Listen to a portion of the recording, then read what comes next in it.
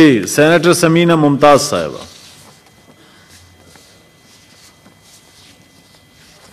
Honorable Chairman, thank you for the opportunity again. It's been great listening to everybody speak here, and I think that's all we do is speak. But I have a few recommendations to actually curb the recent surge in violent religious extremism in our country, especially after the Sialkot tragedy, sir. In 2009, official counterterrorism policy in Pakistan underwent a dramatic shift. The heavy focus on counterinsurgency in FATF left the system imbalanced with little training or resources allocated to sectors outside the military. In an effort to create a centralized national body that could facilitate cooperation across all relevant sectors, the National Counterterrorism Authority, NACTA, established in 2009, however, due to not having necessary resources or a clear mandate, and remain unfunctional for the next few years. It was revised in 2013 when the Senate passed an Act 2013 number 19, giving legal backing and specific responsibilities such as gathering intelligence, conducting research and developing and coordinating national counterterrorism strategies. Sir, just a moment, please. Sorry. एक minute.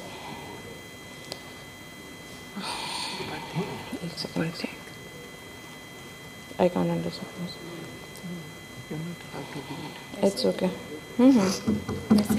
The legislation placed the agency under the direct supervision of the Prime Minister Interior Ministry in the hopes that their authority could overcome lingering resistance from the military and intelligence sectors. Even these measures, however, were not enough to bring it alive.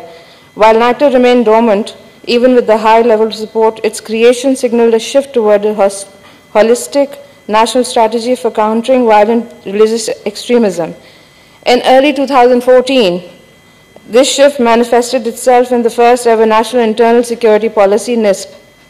Implementation of the policy was tasked to NACTA despite the fact that the agency will still lack real capacity. The NISP is built around three core elements which blend hard and soft CVE strategies: dialogue with all stakeholders, isolation of terrorists from their support systems, and enhancing deterrence and the capacity of the security apparatus to neutralize threats to internal security. While the specific provisions are too numerous to be included in this limited space, several are worth highlighting, sir. Developing a national narrative based on tolerance and respect for diversity that can turn public opinion against extremist ideology. Designing new prison-based de-eradication programs that build on the successes in Sawat, and integrating the madrasas into the mainstream education sector through registration and monitoring of funding sources. While the NISP demonstrated the officials within the Interior Ministry recognized the need to address the social and ideological factors that were driving extremist recruitment, the policy had little time to take full effect. In December 2014, TTP militants responded to the Army's most offensive Zarb-e-Azb by attacking the Army Public School in Peshawar, killing 145 people, most of whom were school children.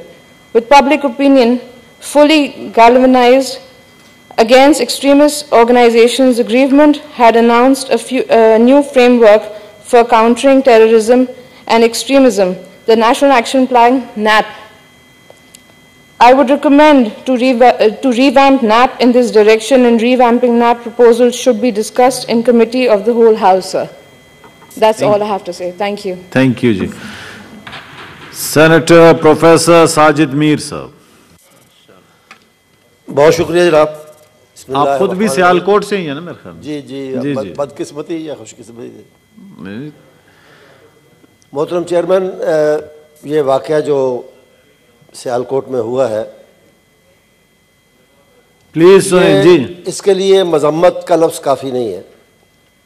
मैं समझता हूँ कि इस वाक़े के ज़िम्मेदारों ने न सिर्फ हमारे खूबसूरत मुल्क को बदनाम किया है, बल्कि हमारे दीन को भी बदनाम किया है और उसके साफ़ सुथरे चेहरे को दागदार बना दिया है।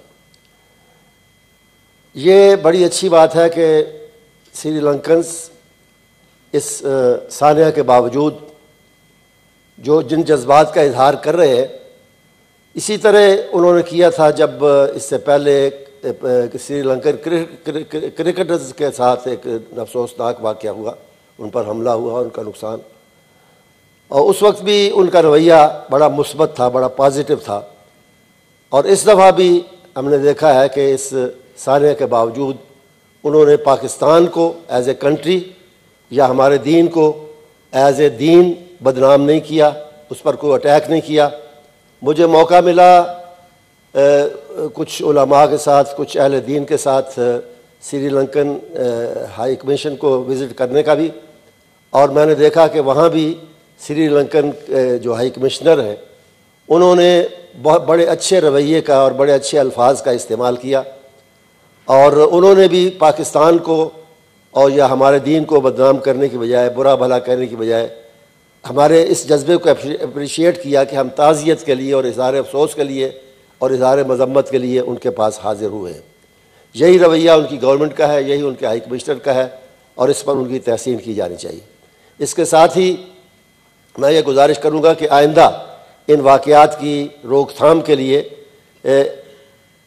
علماء بھی اپنا فرض ادا کریں، سیاستدان بھی اپنا فرض ادا کریں، حکومت بھی اپنا فرض ادا کرے، جی، اور عوام کو اس بات کی تلقین کی جائے کہ کچھ بھی ہو جائے ان کے قانون انہیں کسی صورت میں ہاتھ میں نہیں لینا چاہیے. بدقسمتی سے گزشتہ کچھ عرصے سے جو واقعات ہوئے ہیں یہاں انتہا پسندی کے، اور جس طرح انتہا پسندوں کے سامنے حکومت نے، اسٹیٹ نے اور اسٹیٹ کے اداروں نے ہتھیار ڈالے ہیں، سرنڈر کیا ہے، اس کی وجہ سے میں سمجھتا ہوں کہ ایسے واقعات کی روک تھام کی بجائے ان کی حوصلہ افزائی ہوتی ہے، اور اس سے احتراز بڑا ضروری ہے، بڑا لازمی ہے، ورنہ خدا نخواستہ آئندہ بھی یہ واقعات ہوں گے اور ملک کو بدنام کرنے کی لوگوں کو موقع ملے گا. میں اظہار تعزیت کرتا ہوں بیریفڈ خاندان سے بھی، ان کی حکومت سے بھی، اور سری لنکن عوام سے بھی. شکریہ.